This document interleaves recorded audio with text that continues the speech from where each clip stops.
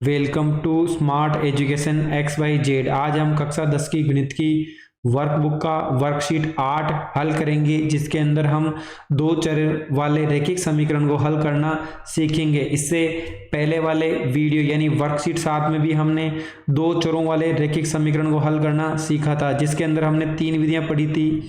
ग्राफीय विधि, उसके बाद हमने प्रतिस्थापन और उसके बाद हमने विलोपन विधि, इनके बारे में जाना था। आज भी हम इन्हों तीनों विधियों का उपयोग करके वर्कशीट 8 के सवालों को हल करेंगे। चलो स्टार्ट करते हैं बच्चों आज की वीडियो। आज का पहला कार्यपत्रक है 8, जिसके अंदर हमारा पहला सवाल है, एक संख्या का 3 गुना दूसरी संख्या का 2 गुना का अंतर 9 है, तो हमें बताना है कि बीजगणित रूप में इसको कैसे लिखा जाएगा। माना कि पहली संख्या बच्चों हमारे पास क्या है, x है, दूसरी संख्या क्या है बच्चों, y है, यानी x का 3 गुना कितना हो जाएगा बच्चों, 3x, दूसरी संख्या का 2 गुना तो कितना हो जाएगा बच्चों, 2y का अंतर का मतलब हो गया बच्चों, अगर इनको माइनस किया जाए कितना मिलना चाहिए बच्चों, 9।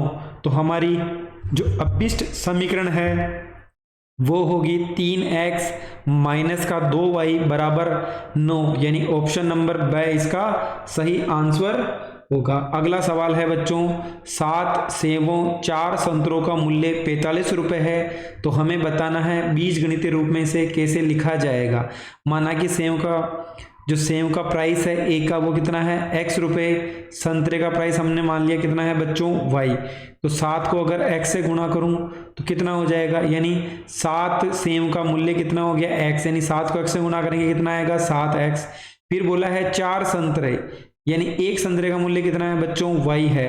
अगर दोनों को मैं एक साथ खरीदूं तो कितना पैसे देने पड़ेंगे मेरे को बच्चों, 45, यानी सेब और संतरे को अगर मैं गुणा करके जोड़ दूं तो कितना मिलेगा मुझे बच्चों, 45 रुपए मिलेगा, यानी 7x प्लस 4y बराबर 45, यानी ऑप्शन नंबर ए दूसरे वाले सवाल का सही आंसर होगा। क्या बिंदु रेखा पर स्थित है, हमें बताना है कि ये बिंदु रेखा पर स्थित है या नहीं है।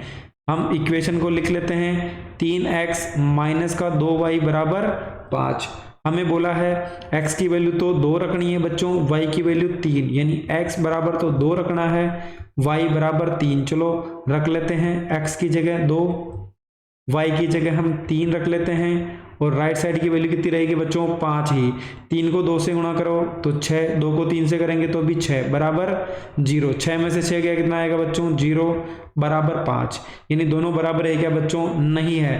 तो हम कह सकते हैं कि बिंदु 2 और 3 रेखा पर स्थित नहीं है, यानी बिंदु 2 3 रेखा 3x माइनस का 2y बराबर 5 पर स्थित नहीं है। अगर हमारे पास लेफ्ट हैंड साइड और राइट हैंड साइड की वैल्यू अगर बराबर आ जाती, यानी LHS बराबर RHS हो जाता, तब तो ये बिंदु 2 3 पर स्थित है, वरना नहीं है। तो हमारे पास 0 और 5 मिला है जो दोनों बराबर नहीं है, अतः बिंदु 2 3 रेखा 3x माइनस 2y बराबर 5 पर स्थित नहीं है। आज का चौथा सवाल है बच्चों, पिता और पुत्र की आयु का योगफल 40 वर्ष है, पिता की आयु पुत्र की आयु से 3 गुनी है, तो हमें इनकी वर्तमान आयु बतानी है। तो बच्चों सबसे पहले हम क्या कर लेते हैं, लिख लेते हैं पिता की आयु मान लेते हैं कितनी है बच्चों, x है। पुत्र की आयु कितनी हो जाएगी बच्चों, पुत्र की आयु क्या मान लेंगे हम, y मान लेंगे। दोनों का योगफल यानी x प्लस y, दोनों की अगर आयु को जोड़ा जाए तो कितना मिलेगा बच्चों, 40 मिलेगा। आगे बोला है पिता की आयु पुत्र की आयु की 3 गुनी है, यानी पिता की आयु पुत्र की आयु की कितने गुनी है, 3 गुने है, तो ये क्या हो जाएगा बच्चों, समीकरण नंबर 2। उसके बाद हम क्या करेंगे, x का मान समीकरण 1 में रखने पर, x का मान समीकरण 1 में रखने पर, चलो बच्चों रख लेते हैं, x प्लस वाई बराबर 40। x की जगह हमें 3y रखना है, y अपनी जगह रहेगा और 40 का 40, 3y में 1y जोड़ा तो बच्चों हो जाएगा 4y, तो y बराबर हो जाएगा 40/4, यानी कितना आ जाएगा बच्चों हमारे पास 10 आ जाएगा। यानी जो पुत्र है उसकी आयु कितनी आएगी बच्चों 10 आएगी। चलो अब पिता की आयु निकाल लेते हैं। अब हम क्या करेंगे, y का मान समीकरण 2 में रखने पर, अब हम क्या करेंगे, जो y का मान आया वो समीकरण 2 में रख देते हैं। 2 में रखने पर क्या आ जाएगा बच्चों, x बराबर 3y है, यानी y का मान कितना मिला 10, तो कितनी हो जाएगी बच्चों 30। यानी जो पिता है उसकी आयु तो कितनी हो गई बच्चों 30 साल हो गई, और पुत्र की आयु कितनी हो जाएगी बच्चों 10 वर्ष हो जाएगी। अगर इन दोनों की आयु को जोड़ा जाए यानी 30 + 10 कितना हो जाएगा बच्चों 40। यही क्वेश्चन के अंदर हमें बोला है पिता और पुत्र की आयु का योगफल 40 वर्ष होगा। चलो अगला सवाल देखते हैं बच्चों। ये दो हल निकालिए, यानी समीकरण 2x + 5y बराबर कितना है बच्चों 17। चलो सबसे पहले हम x की वैल्यू क्या रख लेते हैं, 0 रखने पर हम क्या करेंगे, 2x + का 5y बराबर 17 है। x का मान हम बच्चों 0 लिख लेते हैं, बाकी वैल्यू ऐसे ही लिख लेते हैं। 2 को 0 से गुणा करो तो 0 मिलेगा, तो y बराबर कितना हो गया 5y बराबर कितना हो जाएगा बच्चों 17। 5 गुणा में है, किस में चला जाएगा बच्चों भाग में, यानी y का मान कितना मिला हमें बच्चों 17/5। यानी अगर मैं x का मान 0 रखूं तो y कितना मिलेगा मुझे 17/5। अगली बार हम x का मान 1 रखने पर, आप अपनी इच्छा से कुछ भी मान रख सकते हो। तो अगला हो जाएगा 2x + का 5y बराबर 17, यानी अब हमें x का मान 1 रखना है बच्चों, तो कितना हो जाएगा 17, यानी 2 को 1 से गुणा करेंगे तो 2, बाकी वैल्यू ऐसे ही रहेगी। अगर 2 दूसरी साइड जाएगा बराबर के, तो किसका हो जाएगा बच्चों माइनस का, यानी 5y बराबर कितना हो गया बच्चों 15। 5 किस में चला जाएगा भाग में, और 5 को 15 से 3 बार कटेगा, यानी y का मान कितना आएगा बच्चों 3। अगर मैं x का मान 1 रखूं तो y का मान कितना मिलेगा बच्चों मुझे 3 मिलेगा। इस प्रकार हमने बड़ी ही आसानी से इस वाले सवाल को हल कर लिया है। चलो बच्चों अगला सवाल देखते हैं। इस वाले सवाल के अंदर हमें रेखिक समीकरण √2x + √3y = 0 तथा √3x - √2y बराबर 0 है, तो हमको इसको क्या करना है बच्चों हल करना है। हमें कोई सी विधि का नाम नहीं बताया है, तो हम क्या करेंगे बच्चों, पहले इस इक्वेशन को लिख लेते हैं।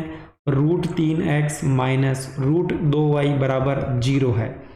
हम कौन सी विधि का उपयोग करते हैं बच्चों, हम विलोपन विधि से करते हैं इसको। विलोपन के अंदर 2 कंडीशन होती है बच्चों। सबसे पहले प्लस माइनस का चिन्ह होना चाहिए, x की वैल्यू में प्लस, दोनों प्लस हैं, इसको छोड़ देंगे। y की वैल्यू में एक प्लस है, एक क्या है बच्चों माइनस है। उसके बाद जो x y की वैल्यू है वो बराबर होनी चाहिए। यहाँ पे √3 है, यहाँ पे √2 है, तो हम क्या करेंगे बच्चों इन दोनों को क्रॉस मल्टीप्लाई कर देते हैं, यानी √2 को इक्वेशन 1 से गुणा कर देते हैं, √3 से इक्वेशन 2 को गुणा कर देते हैं, यानी 1 को हम √2 से गुणा कर लेते हैं और दूसरी वाली इक्वेशन को हम √3 से गुणा कर लेते हैं। पूरी इक्वेशन को करना है, √2 को √2 से गुणा करो कितना आएगा बच्चों 2x, क्योंकि रूट हट जाएगा। √2 को √3 से करेंगे तो कितना हो जाएगा बच्चों √6y बराबर 0। इसी प्रकार √3 को √3 से करेंगे तो क्या आ जाएगा बच्चों 3 और x का x। इसी प्रकार नीचे वाले के अंदर माइनस का चिन्ह है, √2 को √3 से करोगे कितना आएगा √6 बराबर 0, यानी √2 को √2 से किया तो रूट हट के 2 आ गया, x का x। प्लस का चिन्ह, √3 को √2 से करो, दोनों रूट के अंदर है तो दोनों आपस में रूट के अंदर गुणा हो जाएगी। 2 को 3 से करेंगे तो बच्चों कितना आएगा रूट का 6y। 0 को √2 से गुणा करो तो कितना मिलेगा बच्चों 0। इसी प्रकार √3 को √3 से गुणा करने पे 3 मिलेगा, x का x। माइनस का चिन्ह, √2 √3 को गुणा करने पे √6 और y अपनी जगह, √3 को 0 से गुणा करो तो कितना मिलेगा बच्चों 0। √6 से √6 कट गया, यानी 5x बराबर क्या आ गया बच्चों 0, यानी 0/5, यानी x का मान कितना आएगा बच्चों 0। हम इसको इक्वेशन 1, इसको हम दे देते हैं 2। तो हम क्या करते हैं, x का मान समीकरण 1 में रखने पर, समीकरण 1 में रखने पर, चलो बच्चों लिख लेते हैं इसको। 2x + का √6y बराबर 0। चलो x की वैल्यू कितनी है हमारे पास 0 है, बाकी वैल्यू ऐसे ही लिख लेते हैं बच्चों। तो 0 को 2 से गुणा करो तो 0, रूट 6y बराबर 0, यानी रूट 6y बराबर क्या हो गया बच्चों 0। तो रूट 6 अगर 0 के नीचे जाएगा तो कितना आएगा बच्चों 0, यानी y का मान भी कितना मिला मुझे 0, यानी x की वैल्यू भी 0 है बच्चों और y की वैल्यू भी क्या है 0 है। चलो बच्चों आज का अगला सवाल देखते हैं। 2x plus 3y equal to 8, 8x minus 3y equal to 2 को प्रतिस्थापन विधि से हल कीजिए। चलो हम लिख लेते हैं 2x प्लस का 3y बराबर 8, ये इक्वेशन नंबर 1 हो गई। 8x माइनस का 3y बराबर 2, ये इक्वेशन नंबर 2 हो गई। तो हम क्या करते हैं बच्चों, किसी एक चर में बदल लेते हैं। हमने पहली इक्वेशन ली, इसको हम x में बदल लें, तो ये 3y है, उधर चला जाएगा तो किसका हो जाएगा बच्चों माइनस का हो जाएगा। 2 गुणा में है तो क्या चला जाएगा दूसरी तरफ जाएगा तो भाग में आ जाएगा। ये समीकरण कितना हो गया 3 हो गया। अब हम लिख लेते हैं समीकरण, यानी x का मान समीकरण किस में रखेंगे बच्चों 2 में रखेंगे, क्योंकि a को तो हमने इसमें बदल लिया है। जिस इक्वेशन को हम x या y में बदलते हैं उसका मान किसी और के अंदर रखेंगे। तो x का मान समीकरण 2 में रखने पर, चलो बच्चों रख लेते हैं, क्या आएगा 8x माइनस का 3y बराबर 2, यानी जहां पर x है 8 माइनस का 3y बटे हुए 2 माइनस 3y बराबर 2। 2 की टेबल से कितनी बार कटेगा बच्चों 4 बार, यानी 8 माइनस का 3y माइनस का 3y बराबर 2। 4 को 8 से गुणा करो कितना मिलेगा बच्चों 32, माइनस 4 को 3 से करेंगे तो 12y माइनस का 3y बराबर 2, यानी 32।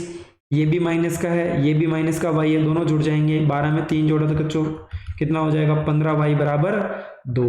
अब हम क्या करेंगे 2 को इधर ले आते हैं, प्लस का है तो माइनस का हो जाएगा, 15 प्लस का तो उधर जाएगा किसका हो जाएगा बच्चों माइनस का है तो प्लस का हो जाएगा। 32 में से 2 गया तो बच्चों 30 आ जाएगा और 15y, यानी 15 गुणा में है किस में चला जाएगा बच्चों भाग में। कितनी बार कटेगा 2 बार, यानी y की वैल्यू कितनी मिली बच्चों हमें 2 मिली।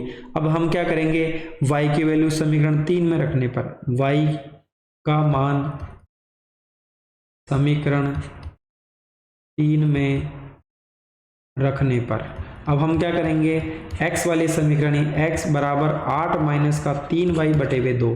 चलो हम लिख लेते हैं कितना मिला बच्चों मुझे, y का मान 2 है तो y की जगह 2 लिख लिया। तो 8 माइनस 3 को 2 से गुणा करें तो 6 मिलेगा, नीचे 2, यानी 2 बटा 2 कितना मिलेगा बच्चों मुझे 1, यानी x का मान कितना आ गया 1 और y का मान कितना हो गया बच्चों 2 हो गया। इस प्रकार हमने बड़ी आसानी से प्रतिस्थापन विधि का उपयोग करके इसके सभी सवालों को हल कर लिया है। चलो बच्चों अगला सवाल देखते हैं। आज का 8वां सवाल है 3x प्लस 4y बराबर 10 व 2x माइनस 2y बराबर 2 है, तो विलोपन विधि से करना है हमें। 4x 3x प्लस 4x बराबर 10, इसी प्रकार 2x माइनस का 2y बराबर कितना है बच्चों 2 है। ये समीकरण नंबर 1 हो गया। ये समीकरण नंबर 2। सबसे पहले 2 कंडीशन चेक करते हैं, प्लस माइनस का चिन्ह है, सही है बच्चों। यहाँ पे 4 है, यहाँ पर 2 है, तो 2 को मैं 4 कैसे बना सकता हूँ अगर मैं समीकरण नंबर 2 को 2 से गुणा करूँ। चलो कर लेते हैं। पहली समीकरण तो ऐसे ही लिख लेते हैं बच्चों, दूसरी में 2 से गुणा करना, 2 को 2 से किया तो 4x माइनस 2 को 2 से किया तो 4y, 2 को 2 से किया तो 4, ये दोनों कट जाएंगे, प्लस माइनस है तो कितना बच गया बच्चों 7x, इधर कितना आ जाएगा 14, यानी x बराबर 14 बटा 7, यानी x का मान कितना आ जाएगा बच्चों 2 आ जाएगा। अब हम x का मान किस में रखेंगे बच्चों, समीकरण किसी में भी रख दें, x का मान समीकरण 1 में रखने पर, समीकरण 1 में रखने पर, चलो बच्चों रख लेते हैं 3x प्लस का 4y बराबर 10, यानी जहाँ पर x है वहाँ पर हमें 2 लिखना है, बाकी वैल्यू ऐसे ही लिख लेंगे। 3 को 2 से गुणा किया तो 6 प्लस 4y बराबर 10, यानी 6 प्लस का है, बराबर के दूसरी तरफ जाएगा बच्चों, किसका हो जाएगा माइनस का, यानी 4y बराबर 4, 4 गुणा में किस में चला जाएगा बच्चों भाग में, यानी कितना आ जाएगा 1, यानी x का मान तो हमारे पास 2 मिला और y का मान कितना मिला बच्चों, हमें 1 मिला। यानी विलोपन विधि का उपयोग करके हमने बड़ी आसानी से सवाल नंबर 8 को हल कर लिया है। चलो बच्चों, आज का अंतिम सवाल है, हमें प्रतिस्थापन विधि से हल करना है। चलो लिख लेते हैं 8x प्लस का 5y बराबर 9, समीकरण नंबर 1। 3x प्लस 2y बराबर 2, समीकरण नंबर 2। अब हम चाहे 1 को बदलें चाहे 2 को बदलें, किसी को भी हम बदल लेते हैं। चलो हम पहले को ही बदल ले बच्चों, 8x x में बदल लेते हैं। 5y किसका है बच्चों, प्लस का, तो किसका हो जाएगा, माइनस का। 8 गुणा में है, किस में चला जाएगा बच्चों, भाग में। तो हमारे पास समीकरण नंबर 3 क्या हो गया, 9 माइनस 5y बटे हुए 8। अब हम लिखते हैं समीकरण 2 में x का मान रखने पर, समीकरण 2 में x का मान रखने पर जिस समीकरण को हम x या y में बदलते हैं उसको हम किसी और समीकरण में मान रखेंगे। यानी हमने समीकरण 1 को हमने x में बदला तो हम x का मान समीकरण 2 में रखेंगे। चलो बच्चों लिख लेते हैं 3x प्लस 2y बराबर 2। जहाँ पर x है वहाँ पे हमें कितना लिखना बच्चों, 9 माइनस 5y बटे हुए 8 प्लस का 2y बराबर 2। चलो गुणा कर लेते हैं, 3 को 9 से करेंगे तो 27, 5 को 3 से करेंगे तो 15y बटे हुए कितना हो गया बच्चों, 8 प्लस का 2y बराबर 2। अब एक भिन्न है, दूसरी को भी हम 1 लिख के भिन्न बना लेते हैं। 8 और 1 एलसीएम कितना आएगा बच्चों, 8 ही आएगा। 8 का भाग 8 में एक बार, यानी सेम समीकरण आ जाएगा 27 माइनस 15y प्लस 1 का भाग 8 में देंगे, 8 बार 8 को 2 से गुणा करेंगे तो कितना हो जाएगा बच्चों, 16y।